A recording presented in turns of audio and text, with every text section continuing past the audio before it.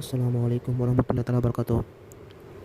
நண்பர்களே, சில பேர் ஒரு செயலை செய்யும்போது எவ்வளோ நேரம் செய்கிறது, எவ்வளோ எஃபோர்ட் செய்கிறது அப்படின்னு பண்ணுறதுல ஒரு வசுவாஸ் ஏற்படுது, எங்களுக்குள்ள ஒரு குழப்பம் ஏற்படுது.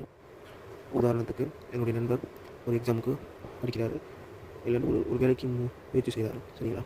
அவர் ஒரு நாளைக்கு 7 மணி நேரம் படிக்கிறாரு, எஃபோர்ட் போடுறாரு, 5 மணி நேரம் கொடுக்குறாரு. சரிங்களா?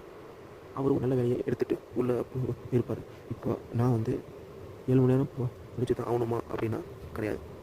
அவருடைய மேக்ஸிமம் பவர் 7 மணி நேரம், என்னுடைய மேக்ஸிமம் பவர் டிஃபர் ஆகலாம். 10 மணி நேரம் கூட நான் படிக்க முடியும், இல்லை 5 மணி நேரம் கூட படிக்க முடியும், 4 மணி நேரம் கூட படிக்க முடியும். சரியா? அதாவது இது என்ன நம்ம புரிஞ்சுக்க வேண்டிய விஷயம் அப்படின்னா, மேக்ஸிமம் அவர் அவ்வளோ தான். என்னால் மேக்ஸிமமாக எவ்வளோ எஃபர்ட் பண்ண முடியும், அவ்வளோ தான். அந்த ஒரு குறிப்பிட்ட நேரத்துக்கு அந்த நேரம் நம்முடைய தொழுகை, நம்முடைய அன்றாட விஷயங்கள் எதையும் பாதிக்காத அளவுக்கு அந்த செயல்கள் நம்ம செய்கிற அந்த செயல்கள் போக மீதி உள்ள நேரத்தில் மேக்ஸிமம் நேரம், ஓகேவா, மேக்ஸிமம் நேரத்தில் எஃபோர்ட் போட்டுட்டு அதுக்கப்புறம் அல்லா இடத்துல சரணடைஞ்சிருது.